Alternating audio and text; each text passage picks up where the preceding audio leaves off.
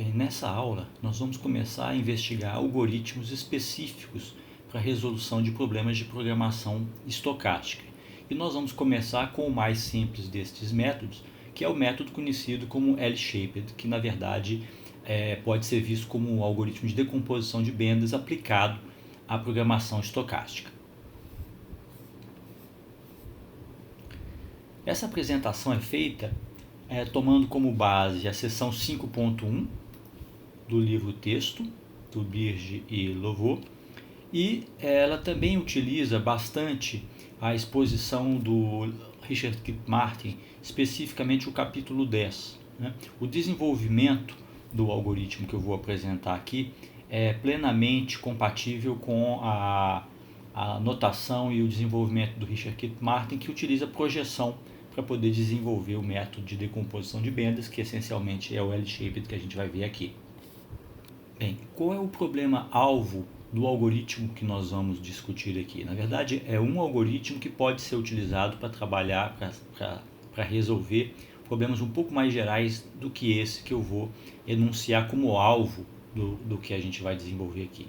Então, o problema que a gente vai atacar é o problema de programação estocástica com característica linear, né? Então as restrições são restrições lineares, a função objetivo é linear e as restrições são restrições afins. Nós temos dois estágios de decisão de primeiro estágio e decisão de segundo estágio. Então, função objetivo é linear e as restrições são restrições afins. Nós temos um suporte finito, isso aqui é fundamental para o desenvolvimento desse algoritmo, e nós temos também recurso fixo. O que significa isso? Que é a matriz W, que multiplica a variável de segundo estágio no acoplamento com a variável de primeiro estágio. Essa matriz W ela é uma matriz fixa. É uma matriz que não varia para cada cenário do problema de programação estocástica. Bom, nós vamos desenvolver o método para tratar este problema, que assume que as duas variáveis de decisão, de primeiro e segundo estágio, são contínuas. Agora, esse algoritmo com nenhuma modificação, basicamente o mesmo algoritmo, pode ser aplicado para resolver o problema em que a variável de primeiro estágio, x, seja uma variável discreta. Basta que o problema mestre, a gente vai falar dele daqui a pouco, seja resolvido, né? Entregue uma solução inteira. Na abordagem clássica desse método de decomposição de bandas, o mestre é resolvido à ultimalidade, mas nem isso a gente precisa fazer. Existe uma alternativa chamada Branch and Cut and Bandas, ou Branch and Bandas Cut, que faz um branch and bound e não espera a resolução desse mestre ocorrer a ultimalidade, entrega uma solução para ser separada antes da resolução completa do mestre, mas isso vai ficar mais claro daqui a pouco. Mas enfim, o algoritmo que a gente vai desenvolver daqui a pouco, ele pode ser utilizado sem nenhuma modificação, tal qual a gente utiliza aqui para resolver o problema em que a variável de primeiro estágio também é uma variável inteira, ou contém componentes inteiras, né? Esse algoritmo ele também pode ser utilizado como um esquema para fornecer limites duais a serem utilizados em um algoritmo branch and bound quando as variáveis de segundo estágio, as variáveis y, são discretas, né? Por quê? Porque o caso que a gente está tratando aqui, na verdade, é uma relaxação para o caso em que as variáveis y são discretas. No nosso caso, elas são contínuas e o caso contínuo, então, é uma relaxação para o caso discreto. De forma que se você resolver o problema, a relaxação contínua desse caso, né? Se a gente trabalhar com a relaxação contínua,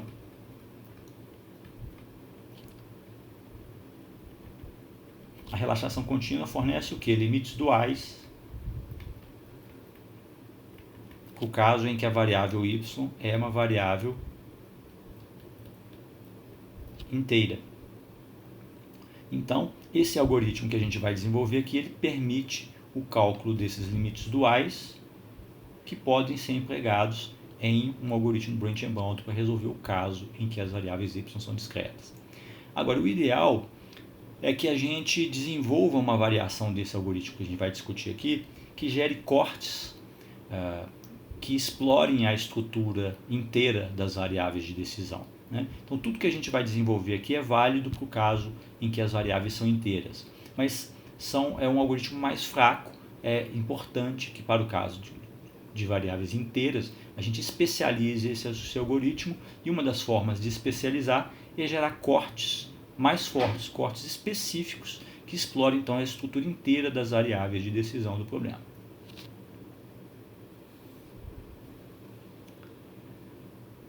Então, o problema que nós queremos resolver é, né, em seu nome em inglês, o Two-Stage Stochastic Linear Program with Fixed Recourse. É essa a estrutura dele, né? Nós temos a componente linear da função objetivo dependendo da variável de primeiro estágio, e nós temos aqui a componente de segundo estágio na função objetivo. O que a gente tem aqui é a representação, né, como já deve ter ficado evidente para todos, é o problema determinístico equivalente do meu problema estocástico. E nós sabemos que o valor dessa quantidade aqui é RP. RP é esse valor desse mínimo, né? Então, como de costume, nós temos as restrições AX igual a B, são restrições impostas às variáveis de primeiro estágio apenas, elas são não negativas, e nós temos um conjunto de restrições, que acoplam as variáveis de primeiro estágio com cada uma das variáveis de segundo estágio, cada um dos vetores de variáveis de segundo estágio, que é o YK. Então, nós temos o acoplamento da variável de primeiro estágio x com o vetor de variáveis de segundo estágio para cada um dos cenários. E essas variáveis de decisão relativas ao segundo estágio são também contínuas, não negativas. Então, nos dois casos que nós estamos tratando aqui, variáveis de primeiro estágio e de segundo estágio são todas contínuas e são acopladas por meio desse conjunto de restrições aqui, né? A matriz T pode variar para cada cenário, a matriz W é fixa para cada cenário, e o termo independente H ele pode também variar para cada cenário. Então, o algoritmo que nós vamos discutir, né, como eu já mencionei, é chamado de L-shaped. No contexto da programação estocástica ele recebe esse nome, mas ele é puramente um algoritmo de decomposição de bandas, e a apresentação que eu vou fazer aqui é a versão multicut, ou com cortes desagregados, com cortes de otimalidade desagregados, sendo que o livro-texto, inicialmente, ele apresenta a versão agregada desses cortes, e depois trata a versão desagregada. Eu já vou fazer logo a versão desagregada, e para manter a coerência com os exemplos que eu vou apresentar, que vêm do livro, eu vou fazer a agregação desses cortes a posteriori.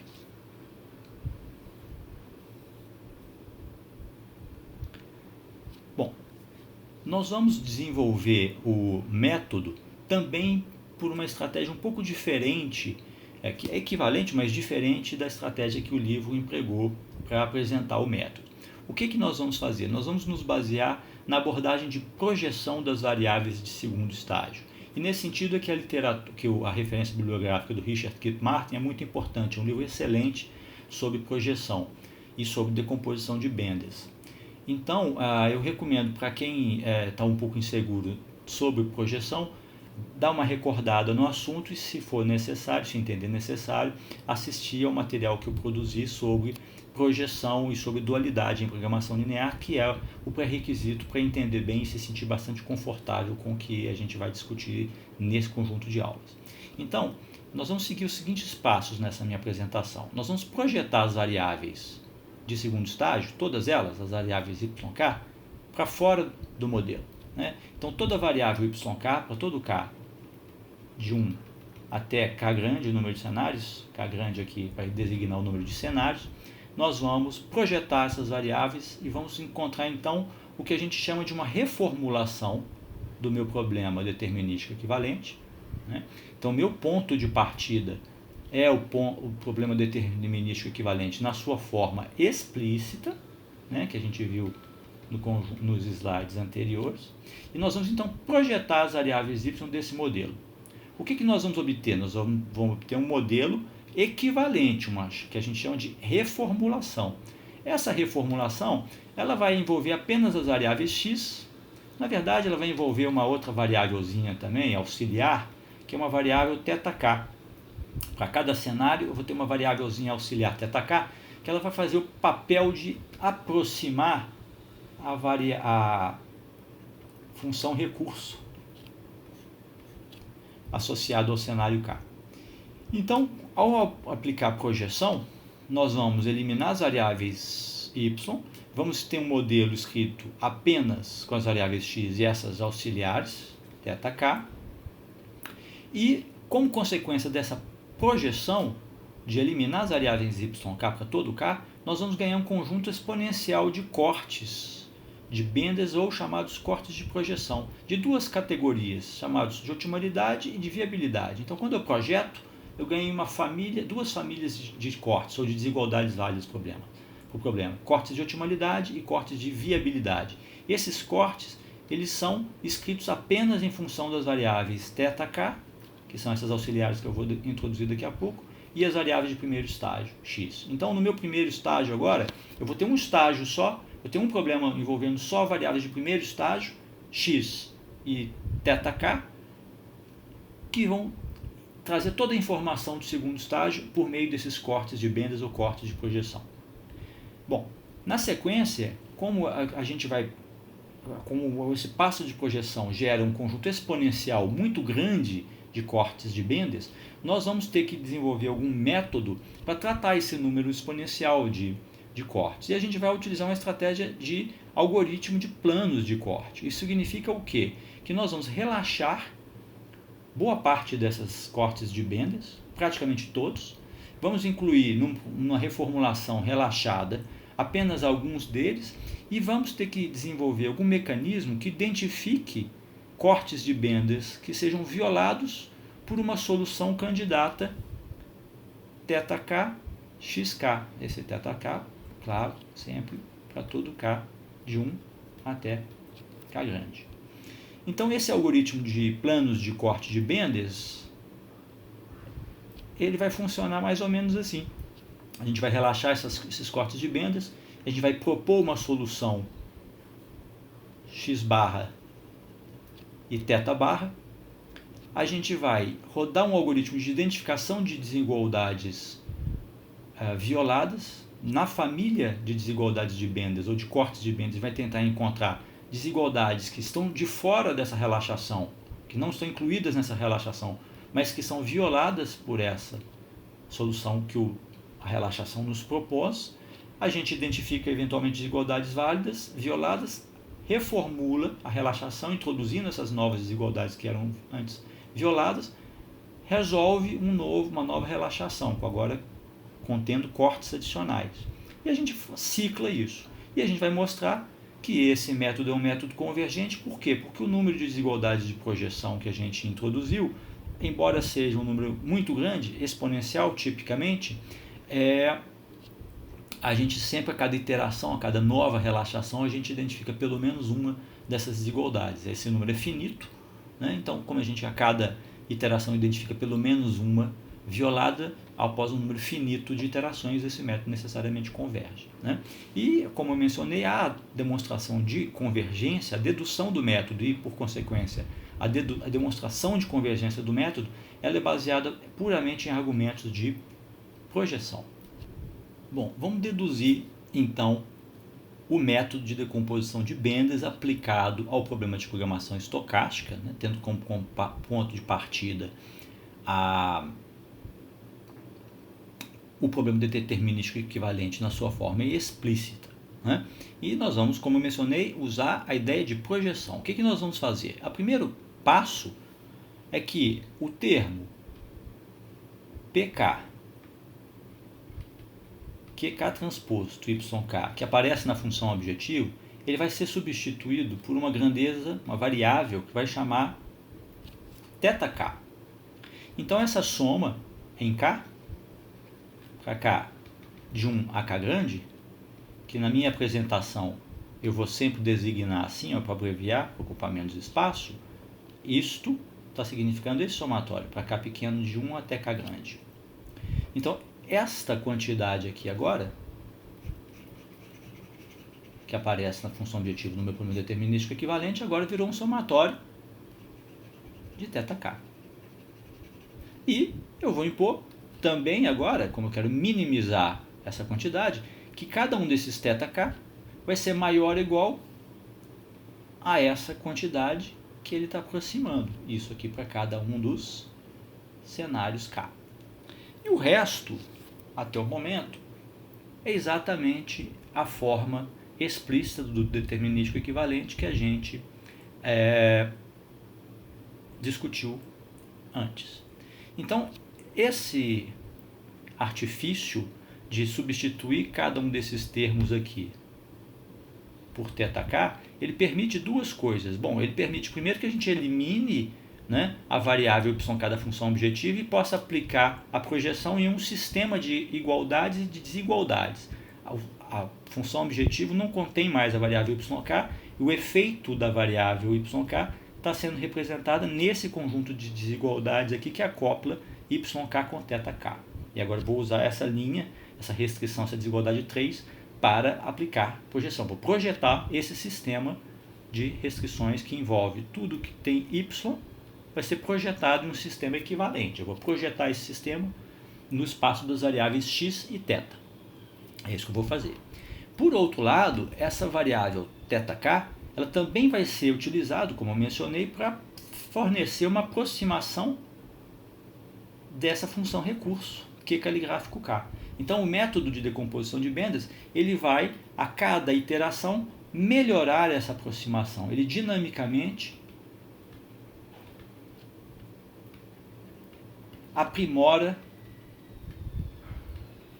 a aproximação. Como que ele faz isso? Colocando mais cortes de Benders, colocando mais cortes de otimalidade e colocando mais cortes de viabilidade. É assim que ele vai fazer. Então, seguindo a estratégia de projeção, o que nós vamos fazer, né, é eliminar a variável y de todas as restrições do problema em que a variável y aparece, que são essas aqui. Ó.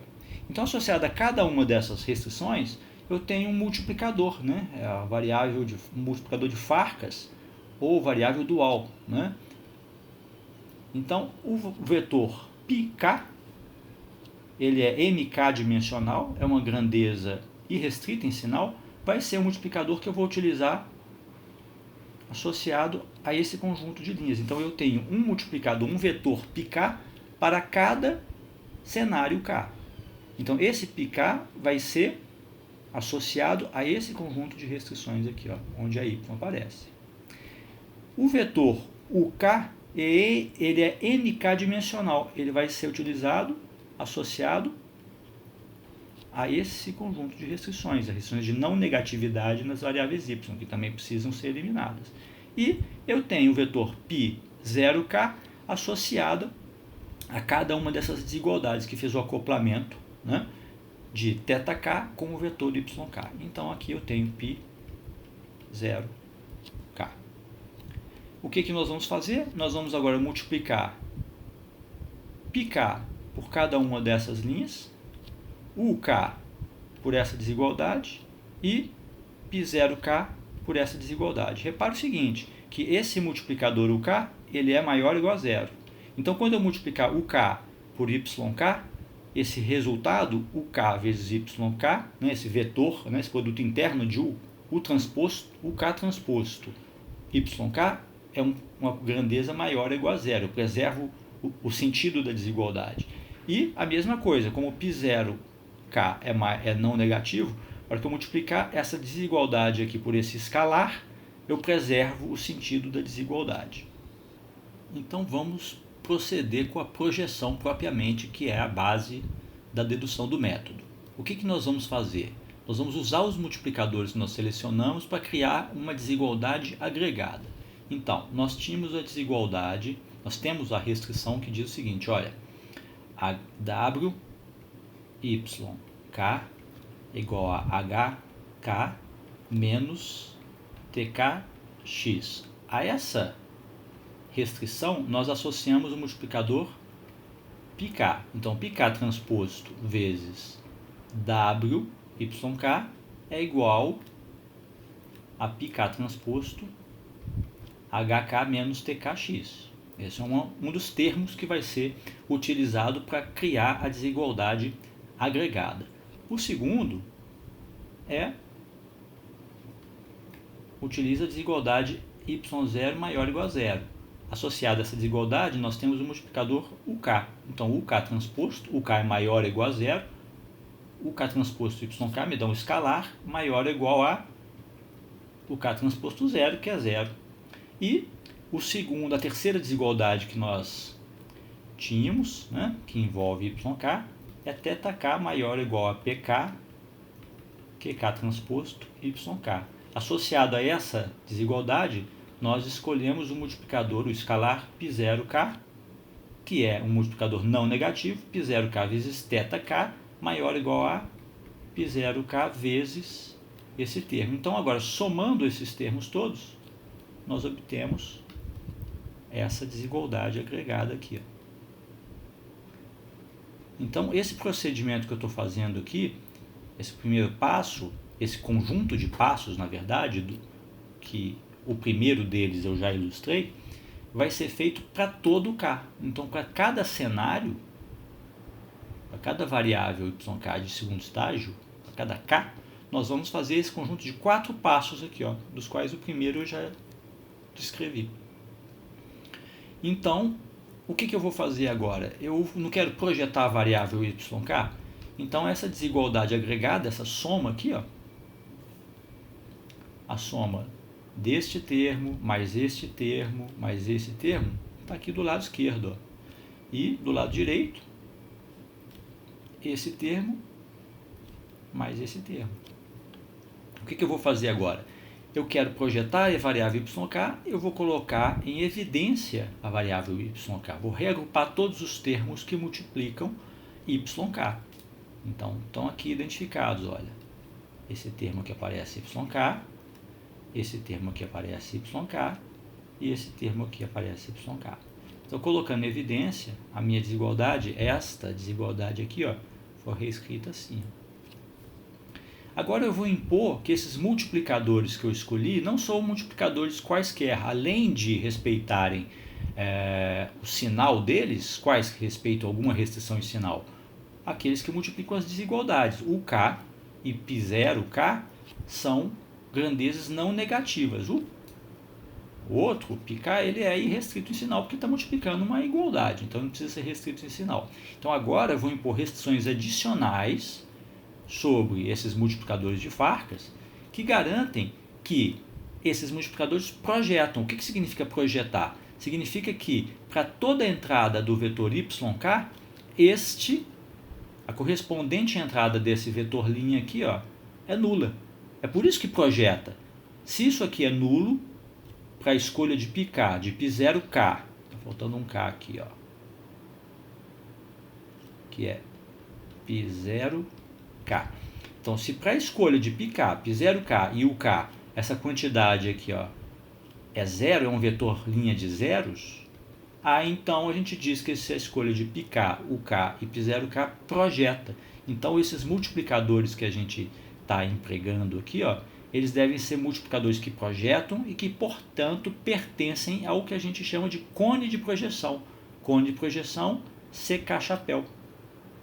Então, o cone de projeção me diz o seguinte, olha, esses multiplicadores, eles têm que satisfazer as restrições de não negatividade, que a gente já havia estabelecido antes, e, além delas, para que esse vetor aqui seja um vetor de zeros, eu tenho que ter que π0k vezes πk QK transposto é igual exatamente ao K transposto mais πk transposto W.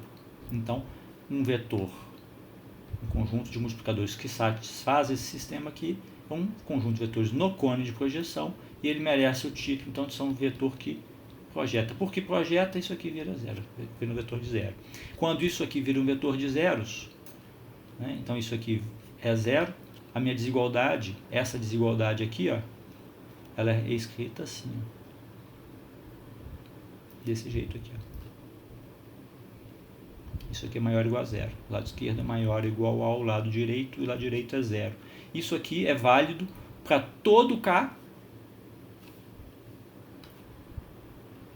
e para qualquer vetor de multiplicadores que satisfaça essas condições de projeção, ou seja, que pertençam ao cone de projeção, que aqui é referenciado como C chapéu K. Então, essa é a condição para projetar. Se a gente escolher multiplicadores que projetam, a gente ganha de presente uma desigualdade agregada desse tipo aqui.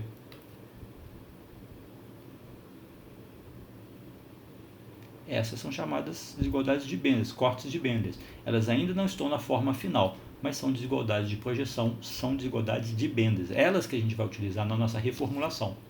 Mas antes de chegar na reformulação propriamente, nós vamos fazer uma simplificação que diz respeito a eliminar os multiplicadores de Farkas associados às restrições de não negatividade.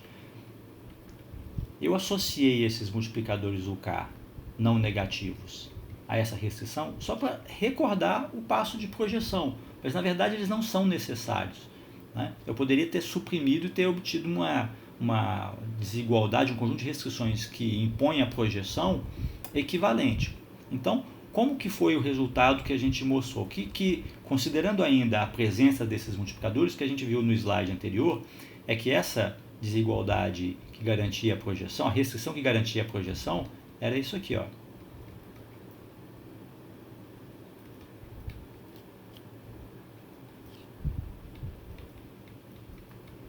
Mais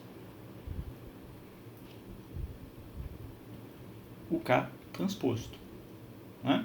Isso aqui é a restrição que garante que os multiplicadores projetam y, né? Quando isso aqui acontece, cada entrada i do vetor yk é uma entrada nula, né?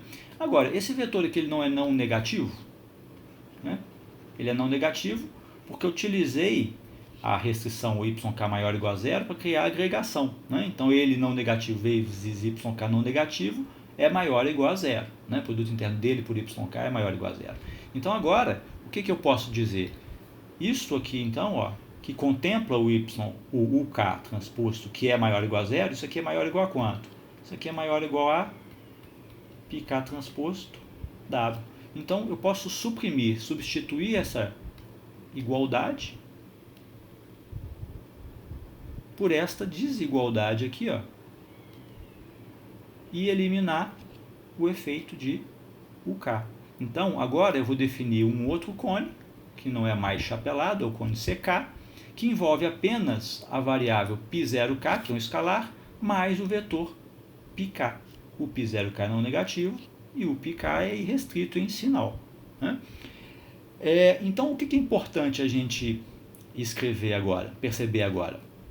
É que para cada um desses vetores, né, neste cone, é um cone associado ao cone anterior, para cada um desses vetores nesse cone, eu tenho uma desigualdade de projeção. Então, em tese, como eu mencionei, eu tenho infinitos, em princípio, infinitos desses cortes, ou dessas desigualdades de projeção.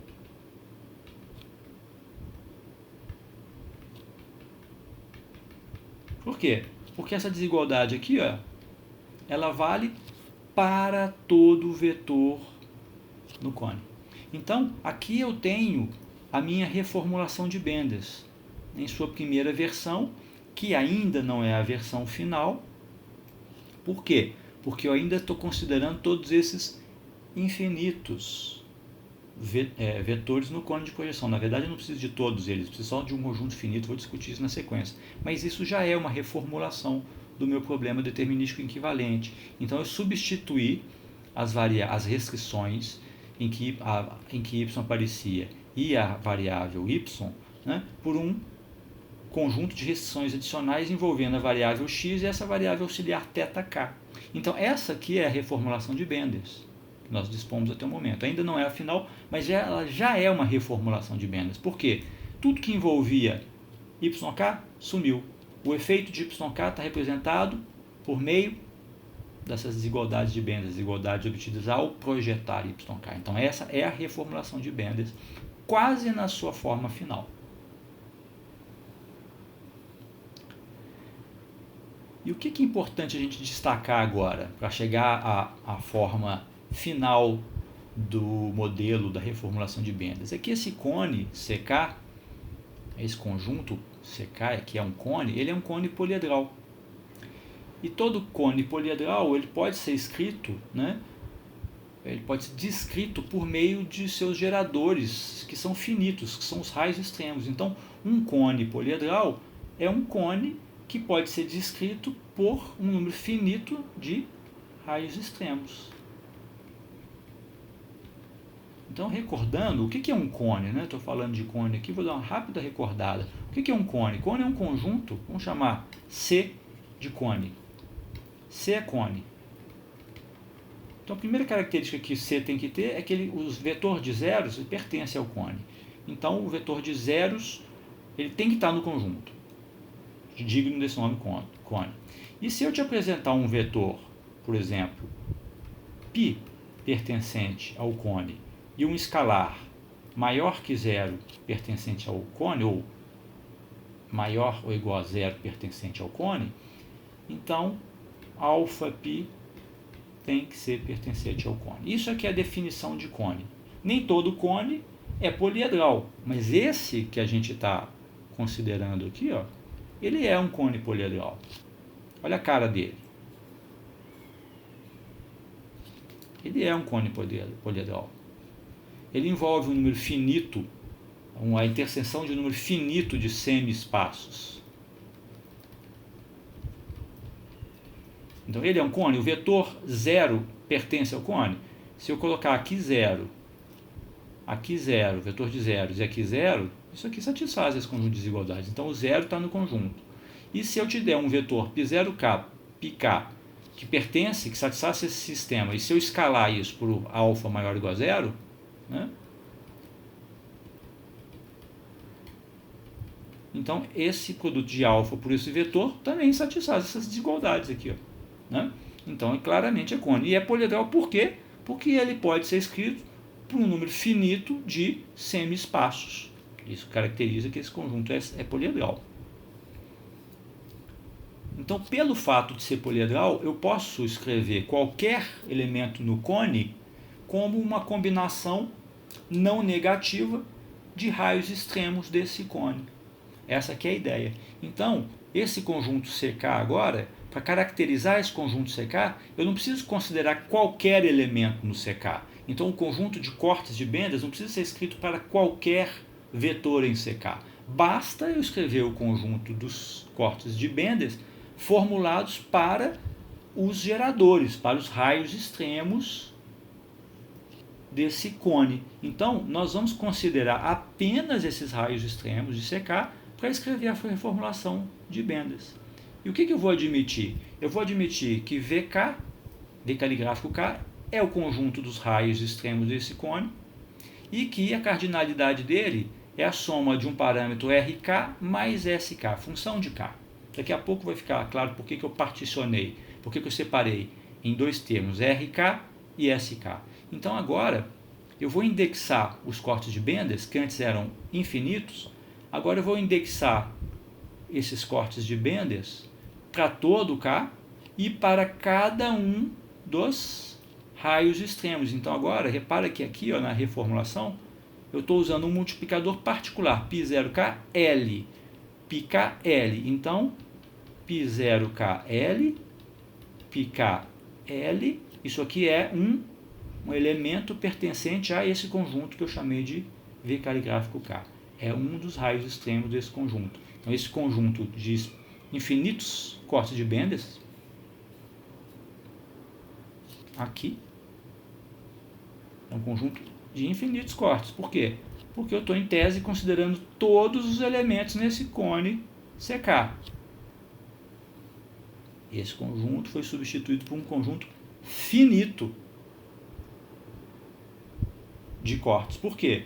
Porque um conjunto poliedral tem um número finito de geradores. No caso, um cone poliedral tem um conjunto finito de raios extremos. Né?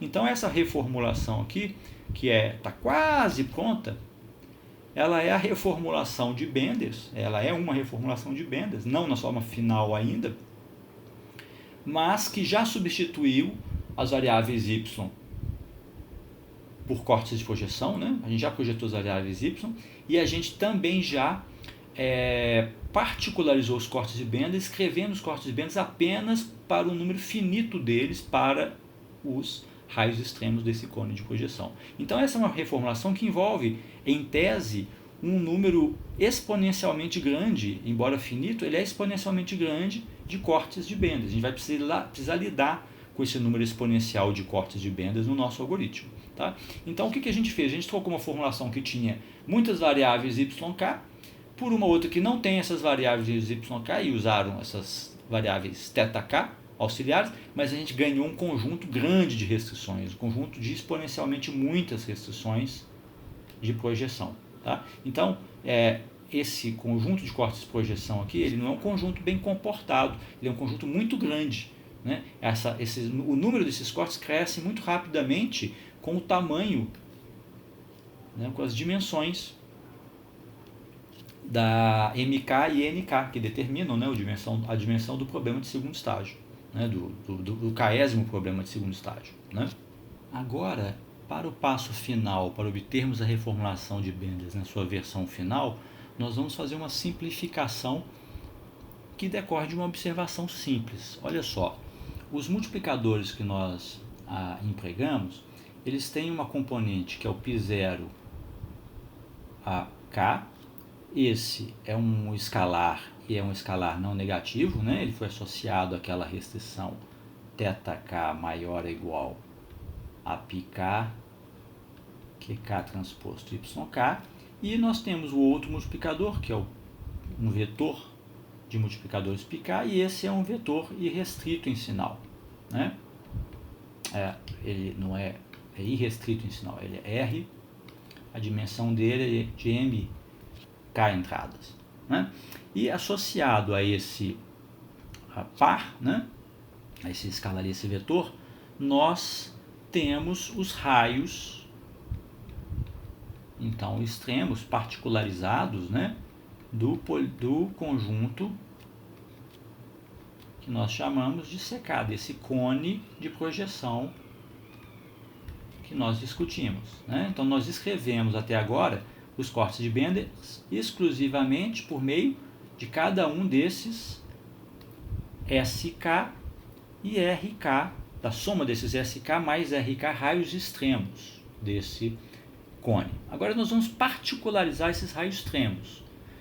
Particularizar de que forma? Nós vamos considerar alguns desses raios extremos que tem a primeira dessa entrada associada ao multiplicador π0k como zero. E o outro vetor, a outra parcela do vetor, o πk, é uma grandeza qualquer que satisfaça ao pertencimento ao cone. Né? E um outro conjunto em que essa grandeza π0k, como ela é uma grandeza não negativa, necessariamente não negativa, a gente vai assumir que ela é, então, maior que zero. Por quê? Porque o caso igual a zero eu estou representando aqui. Ó. Então, se ela é maior que zero e isso é um cone, eu posso normalizar. Se ela é diferente de zero, eu divido por ela, de forma que a entrada π0kl é sempre 1. E eu tenho essa grandeza aqui, πk, compatível com essa escolha. Então eu tenho dois tipos de raios extremos associados ao conjunto CK. A primeira categoria é dos raios extremos que tem esse multiplicador π0k igual a zero.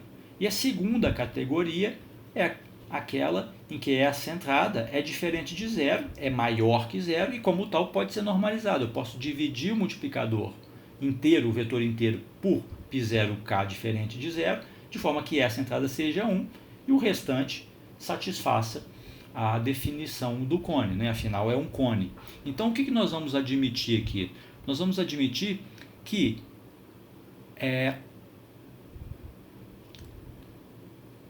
RK desses SK mais RK possui multiplicador nulo. Então desse tipo aqui, ó, nós temos RK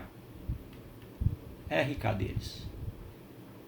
E SK é o número, a quantidade destes multiplicadores aqui. Então agora eu vou particionar os cortes de Benders para cada um dos dois tipos de raios extremos. Esses raios extremos em que o π0k é nulo, dá origem a essas desigualdades aqui, ó. Para RK desigualdades, para cada um dos raios extremos de CK que tem zero como entrada de π0k.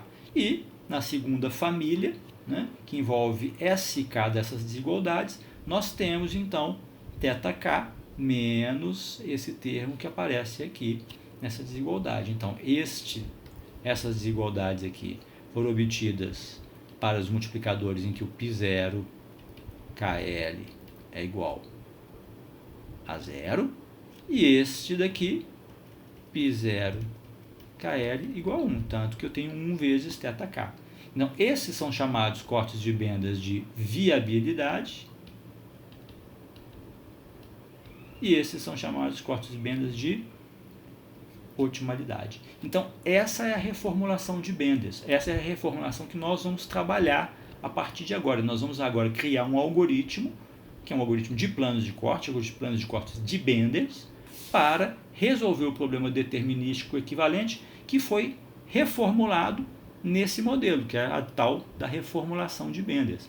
O ótimo disto, né, se a gente resolver isso tudo aqui, o que a gente ganha como valor da função objetivo é o RP.